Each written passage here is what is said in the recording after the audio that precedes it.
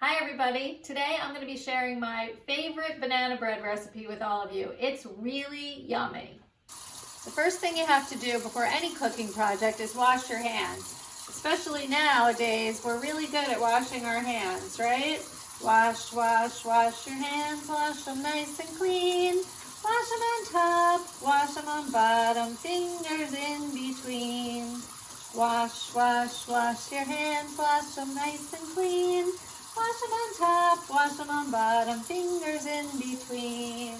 This is a pretty simple recipe in that it doesn't require any fancy equipment, not even a mixer. So I'm going to start by adding all of the dry ingredients into this bowl. There is 1.5 cups of flour and a cup of sugar. And you just dump that in together to start. So next you're going to add the rest of the dry ingredients, which is 1 teaspoon of baking soda.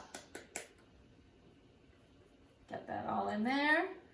1 teaspoon of salt and 1 teaspoon of cinnamon.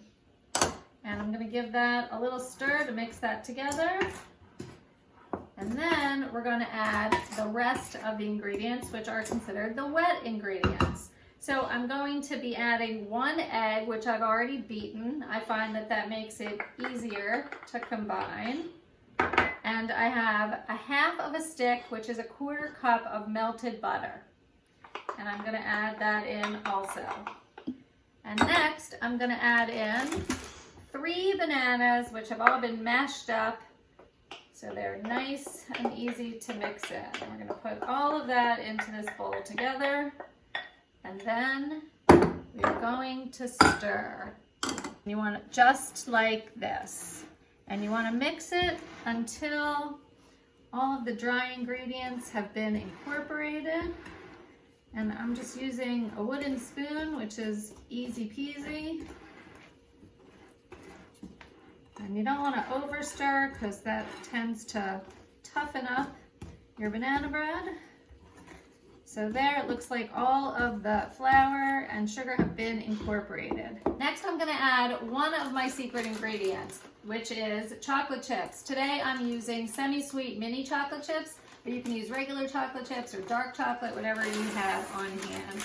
And I'm a firm believer in baked goods should be full fat, full sugar. Eat them sparingly and enjoy them if you can.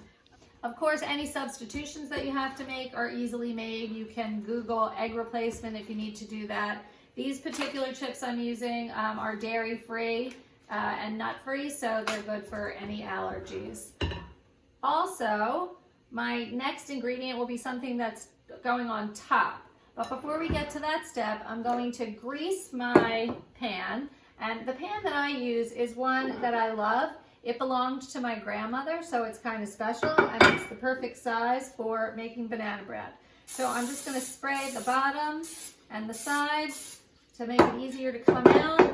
And then I'm going to put the batter into the pan. Then the banana bread will bake at 325 degrees in a preheated oven for about an hour. So I'm just going to add. Don't leave any behind in the bowl. Finally, I'm going to put some cinnamon sugar sprinkled on top, which just adds another layer of flavor. And to make cinnamon sugar, you use about 2 tablespoons of sugar to about 3/4 of a teaspoon of cinnamon. You can adjust it according to taste, and the remainder you can keep left over for your next baking adventure. Now I'm going to put this into the oven.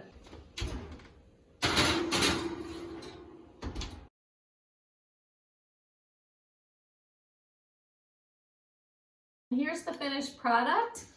Here's a slice cut out. Looks delicious. Let me take a little bite.